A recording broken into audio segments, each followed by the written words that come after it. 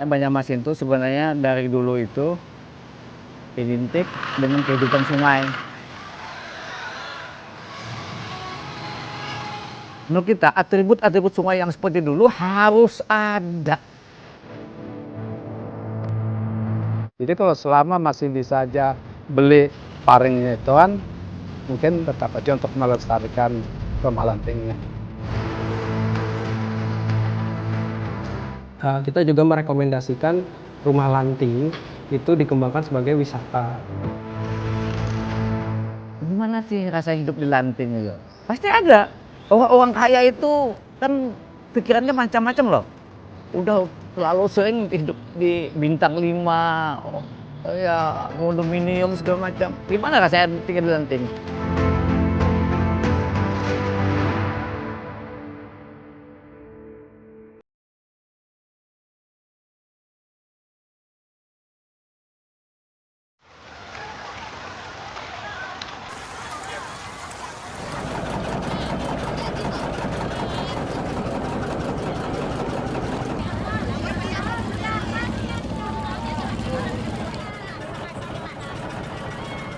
Memang kota Banjarmasin ini dari dulu memang dikenal sebagai kota air lah. Makanya Banjarmasin itu sebenarnya dari dulu itu identik dengan kehidupan sungai. Jadi pemukiman-pemukiman di Banjarmasin itu kalau cerita dulu itu memang di mana ada sungai di situ ada pemukiman. Makanya Banjarmasin itu tidak ada istilah tata ruang kota itu dari dulu nggak ada. Ini kampung besar yang hidup secara alamiah. Jadi tidak ada yang seperti kota-kota lain. Makanya dulu itu mewarnai kota sungai itu makanya ada pasar terapung.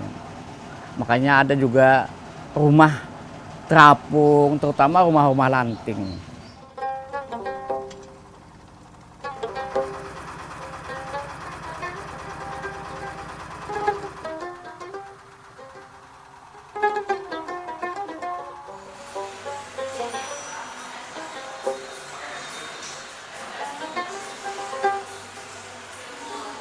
Jadi di dalam budaya Banjar kita itu memiliki dua khasanah arsitektur. Yang pertama arsitektur tradisional, yaitu rumah hubungan tinggi, rumah gajah baliku, gajah manusia dan lain-lain begitu ya. Ada kurang lebih sekitar 11 atau 12 rumah tradisional. Nah, ada juga di dalam khasanah arsitektur ada arsitektur vernakular. Nah, arsitektur vernakular ini terdiri dari dua. Yang pertama rumah panggung, yaitu yang ada sekarang ya di bantaran sungai. Nah, yang kedua itu adalah rumah apung atau yang kita sebut rumah lanting. Nah, rumah lanting ini sebenarnya menjadi warisan budaya kita. Memang dia tidak termasuk tradisional, tetapi menjadi bagian warisan arsitektur vernakular di Kota Banjarmasin khususnya.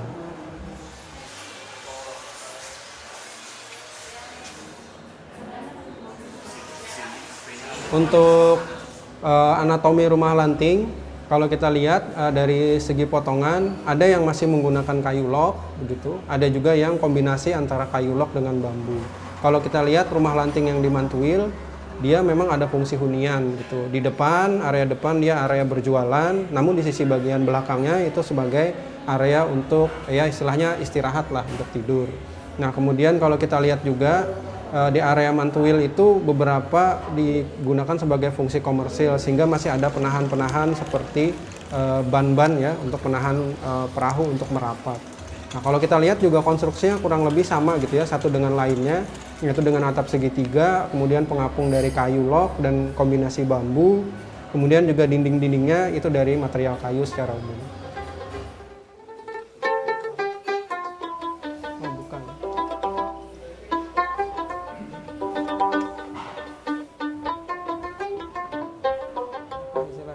Modalnya itu per tahun.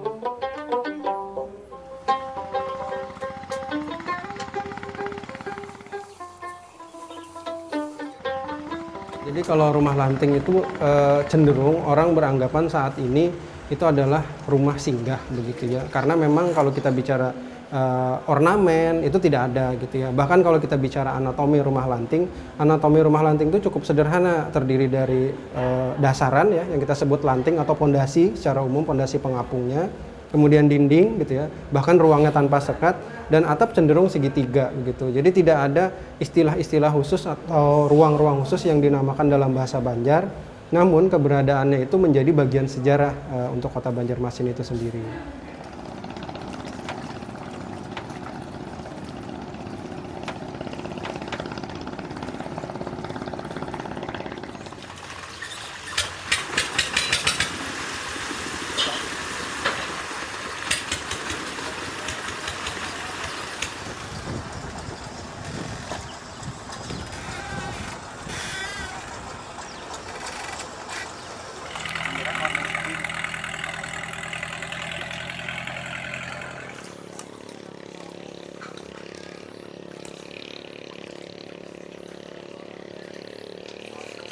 Sebenarnya rumah lanting itu dulu tuh bukan rumah sih sebenarnya, itu hanya tempat untuk berjualan.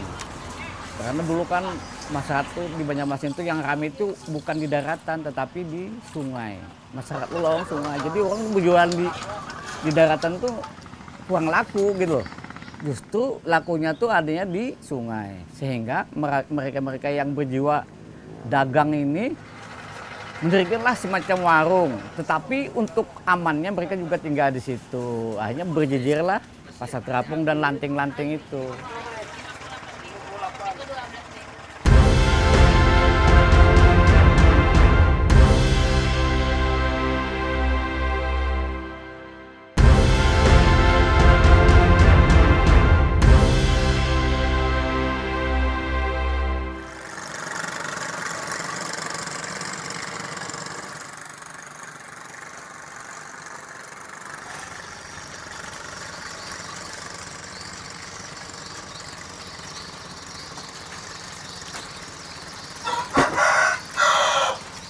Banyak dulu lanting ini. Mungkin sekitar 30-an lantingnya. Muka belakang, Pak. Yang hadap ke sana satu, hadap ke sini. Jadi langsung sampai ke seujung sana, Pak. Jadi mungkin 30-an. Jadi ulun ini sudah generasi ketiga. Dan ulun ini mulai tinggal di lanting ini menyambung dari kakek, orang tua, kemudian ulun tuh mungkin tahun 1995 sudah sampai sekarang ini. Aktivitas yang pertama itu yang jelas kan kita buka jualan lanting.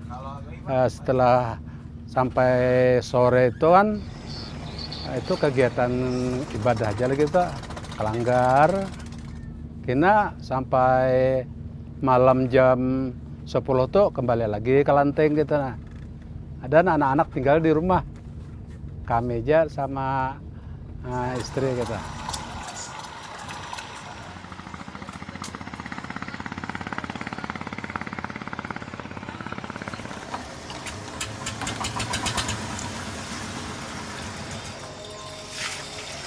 Yang pertama kita melihat ya bahwa rumah lanting ini dia bisa multifungsi ruangnya. Jadi yang pertama hunian, mungkin ya satu ketika dia berada di muara ya seperti yang di Mantuil, dia bisa hunian sekaligus komersil gitu. Nah untuk yang saat ini existing memang kita sulit gitu ya dalam artian untuk mengharuskan wajib pindah begitu ya. Tapi saya yakin di dalam prosesnya juga lanting ini secara operasional cukup berat begitu, sehingga masyarakat pasti ada keinginan untuk berpindah ke darat. Nah ini adalah tugas kita begitu ya, bahwa akademisi harus merekord atau mencatat ini sebagai bagian dari sejarah dan juga memberikan solusi bagaimana ini dilanjutkan, namun tidak dengan format yang lama sebagai fungsi huni.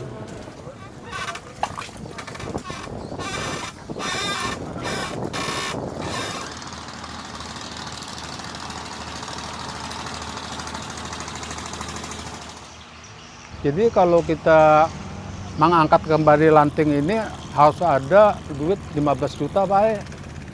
Sekali harus mengganti itu kan harga paring satu batang 35.000 kali 100 3,5 juta.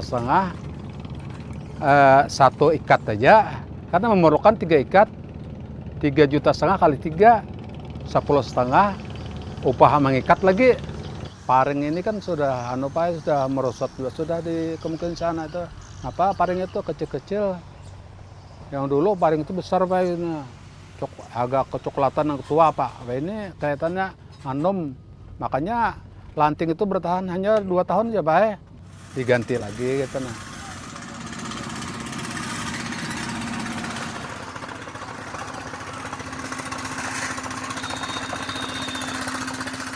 Memang rumah lanting berkurang ini sisi lain ya memang secara apa ya keinginan kita harus ada atribut memang masa sedih.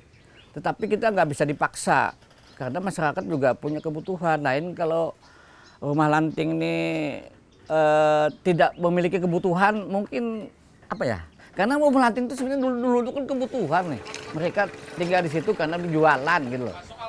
Karena dulu tuh juga orang tinggal di darat juga susah cari air. Kalau di lanting kan gampang, ciplok. Nah itu kan lebih enak kan.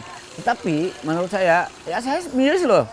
Dulu kan bisa kita di samping seberang Biskup Dewi itu dulu ada loh lanting. Di masa lama juga ada dulu kan. Tapi sekarang karena memang kebutuhannya memang tidak lagi seperti itu, ya memang dianggap menyusahkan juga sih.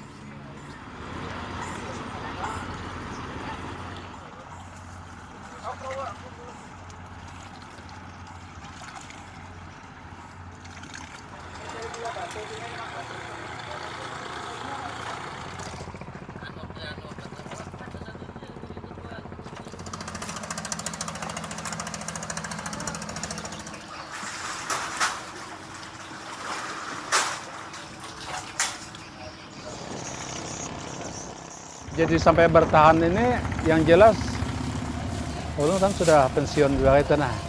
Jadi kan ada kerjaan lagi coba diteruskan ini, teruskan aja ini dagangan ini kan walaupun kayak apa sudah teruskan aja kan selama masih bisa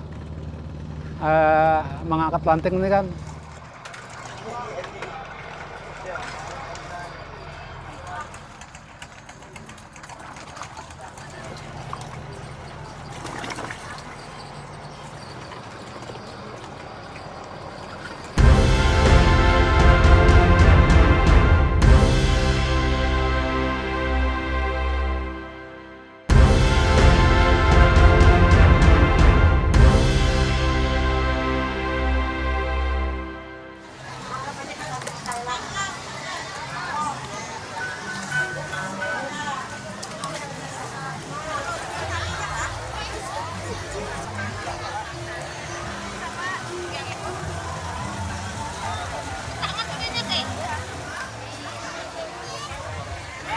Karena ini kebutuhannya sudah berbeda dan mungkin kepentingannya sudah berbeda, tidak lagi untuk berjualan, maka kalau saya sebagai pemerhati pariwisata, saya sebagai pemerhati budaya, saya berharap ini kita harus tetap ada, tapi nuansanya untuk pariwisata. Karena Banjarmasin ini adalah sebuah kota sungai dan tidak ada dimanapun di dunia ini yang memiliki sungai sebanyak Banjarmasin ini, kecuali Banjarmasin. Ada sekitar 200 berapa gitu sungai ya, masih ada di Banjarmasin. Padahal di berbagai dunia ini, namanya kota pariwisata itu selalu identik dengan sungai. Kita lihat Pinisia, Bangkok, Hong Kong, selalu sungai yang dijual. Kita ingin juga seperti itu gitu loh. Kedepannya karena Banjarmasin tidak memiliki tambang, Banjarmasin tidak memiliki hutan. Banjarmasin ini sumber dayanya cuma sungai. Bagaimana sungai ini memberikan kontribusi terhadap masyarakat yang ada di Banjarmasin? Salah satunya adalah pariwisata, gitu loh. Bagaimana pariwisata harus bagus kota sungainya? Ya harus ada dong yang namanya kampung terapung, pasar terapung, ya lanting-lanting itu, gitu loh. Jadi kalau kita buat lanting, dipertahankan, itu nuansanya untuk kepentingan tadi pariwisata, bukan kepentingan untuk tempat tinggal, jualan, mudah-mudahan ini setidaknya. Kalau tidak ada masyarakat yang membangun, pemerintah lah yang membangunnya. Minimal ini sebagai aksesoris, sebagai ikonnya, sebagai kota sungai di Banjarmasin, sebaiknya rumah lanting itu tetap ada. Walaupun sekarang rumah lanting itu tetap ada, tapi adanya di daerah Bromo sana, agak jauh. Itu pun juga kita alhamdulillah masih ada. Kita juga menghendaki di berbagai lokasi yang banyak pengunjungnya itu harus ada juga itu.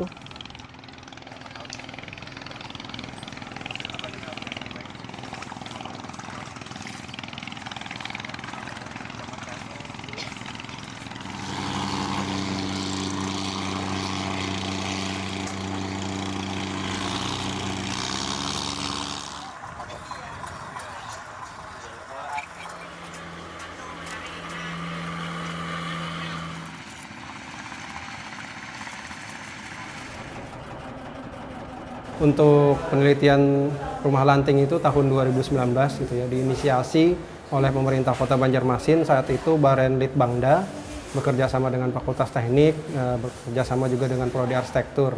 Nah, di situ saya bersama tim ikut serta dalam pelestarian rumah lanting. Jadi kata kuncinya sebenarnya di dalam permasalahan rumah lanting itu mau dibawa kemana atau bagaimana keberlanjutan rumah lanting itu.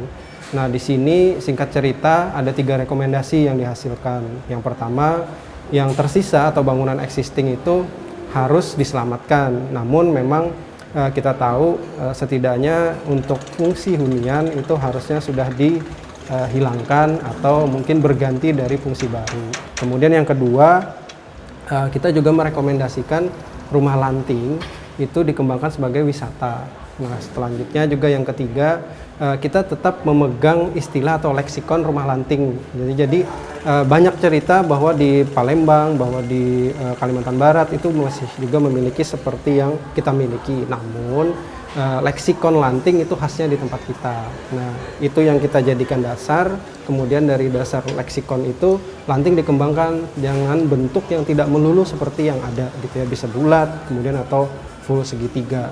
Kurang lebih 3 hasil rekomendasi itu juga sudah ditanggapi baik oleh pemerintah Kota Banjarmasin, kalau tidak salah pasca pandemi, yaitu pengembangan rumah lanting untuk wisata yang ada di kawasan Mantuwil dan sebagian kecil itu ada di kawasan Sungai Jingah.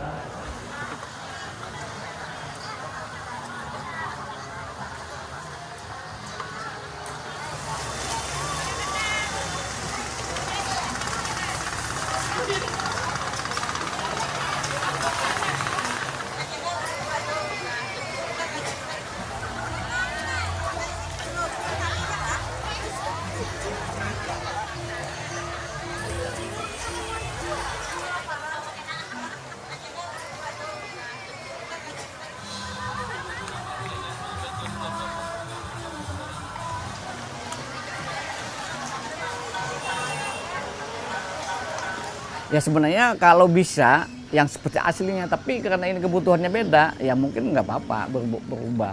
Tapi minimal itu bisa menunjukkan bahwa itu mengungkap sebuah sejarah gitu loh. Jangan dilupakan gitu, bahwa masyarakat Banjarmasin itu identik dengan hidupnya di sungai. Kalau itu nggak ada kan cuma cerita, tapi kalau ada minimal bayangan imajinasi orang kan berpikir, seperti itu. Nah, makanya dulu Banjarmasin ini dulu ya terus terang aja, dulu namanya ada becak sungai, dulu ada. Dulu adanya namanya Gitek, nggak ada lagi sekarang kan. Dulu juga ada, anak sekolah itu keluar sekolah, sekarang nggak ada lagi. Dulu rame loh itu, dulu itu kalau kita kemana-mana itu apa begetek. Getek apa? Getek sungai, beca yang itu bukan. Ternyata ada beca sungai, jukung, sampan gitu loh. Berbayar dulu. Getik berbayar dan rame.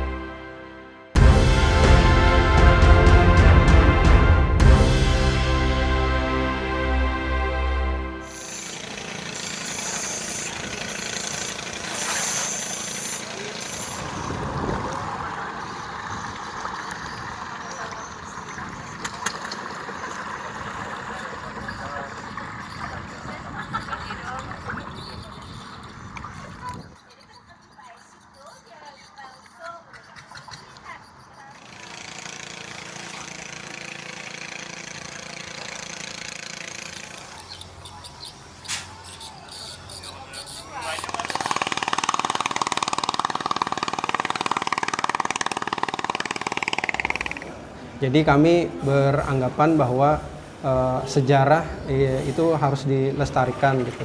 Salah satu poin sejarah yang ada di Kota Banjarmasin yaitu kehadiran rumah lanting gitu. Setelah kami telusuri di dalam kajian bahwa rumah lanting tidak sekedar bentuk yang saat ini ada ya di Kota Banjarmasin rumah, ternyata istilah lanting pun harus dilestarikan begitu. Jadi kami berharap di dalam kajian kita bahwa rumah lanting yang saat ini istilah lanting begitu ya dan pengembangannya ini bisa tetap lestari.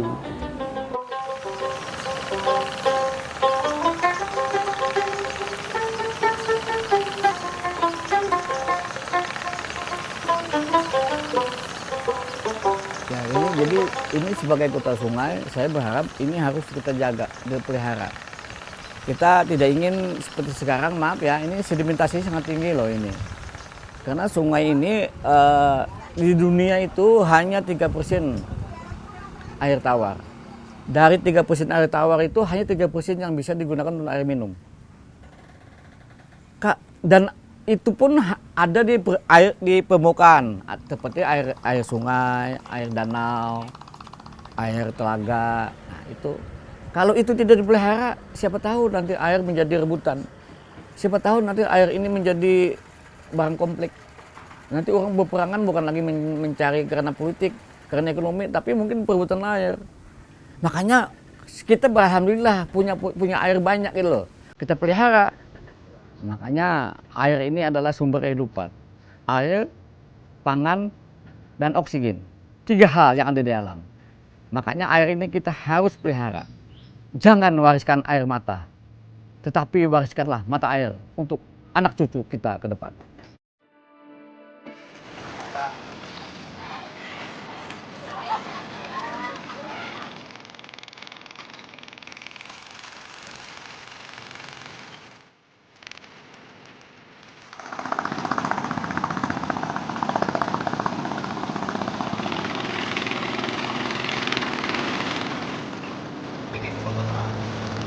Meski kondisinya semakin hari semakin memprihatinkan, tak ada niat sedikit pun untuk meninggalkan rumah Lanting ini. Biarlah orang-orang semuanya ke daratan. Aku mungkin sampai menutup mata tetap bertahan di rumah Lanting ini. Di atas landing